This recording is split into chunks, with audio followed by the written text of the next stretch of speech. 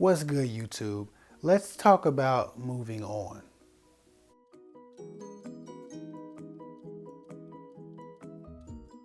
Now, we all know that moving on when you love someone is very hard to do. And I also know that one of the worst things that you can do to someone is challenge their victimhood. And that's because the revelation that any of their pain was self-inflicted can be too much to bear.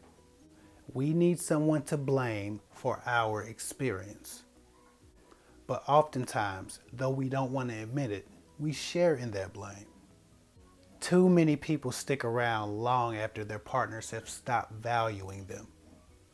They just stay and pray stuff will change. Their partner isn't who they wish they were, but they won't accept it. And even when they want to leave, sometimes they're afraid to.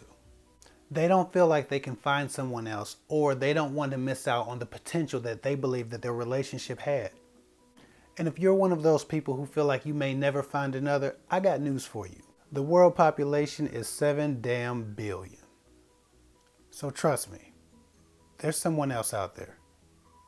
Somebody as smart as dumb, as tall as short, as fat as skinny, as ugly as pretty, as good as bad, as happy as sad, as fake as loyal, as desperate as lonely, as spiritual as honest, as nice, as sincere, and as loving as you are.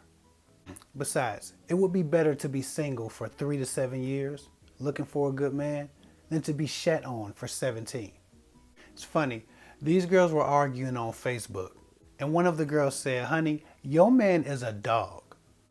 And the other girl was like, "Well, at least I got a man." How sad. So listen, for all of you I take shit because, well, at least I got a man women out there, you better get your damn shit together. Start being more to get more. One of the main signs that you should move on is when a person makes you weaker and less capable of dealing with life's other difficulties outside of the relationship. Weaker emotionally, weaker mentally. When you're constantly so taxed after being with or talking to them that you just don't want to be bothered by anyone. When you realize that all of your energy reserves are dedicated to dealing with the extra shit that they put you through on a daily basis, and that you don't have room for anything else that could happen in life. Or when being with them is so toxic that you become a worse person than you were when you were lonely and without them. Or when the people who love you notice your light dimming and always are asking you what's wrong. When you're tired of making excuses for why things aren't better. Or when you realize that you're the only one in the relationship who wants to fix it and is willing to do the work. When you're tired of forgiving them for the same shit over and over. Or when you're tired of their inappropriate actions causing you to feel insecure about yourself. This list could go on for days. Feel free to add more in the comment section below. Anyway, so how do you go about moving on?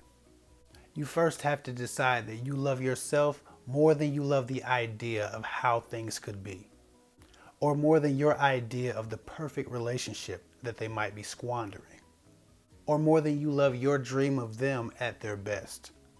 You have to love yourself in a way that puts the hypotheticals away and deals with reality. This person is toxic. This person doesn't treat me well. I deserve better. You shouldn't have to use your imagination to experience a person's best efforts. Stop chasing a man's potential. Does he have integrity? Now. Is he emotionally available? Now. Does he support you? Now. Does he care or act like it? Now. And the list goes on. Your thoughts of what he could be are make-believe. Deal with his reality and not his potential, or the perfect version of him that you have in your head. I have found that a woman's heart betrays her in the same way that a man's penis betrays him. But I guess that's another video. I say all that to say this. Love with your brain. Love with your brain.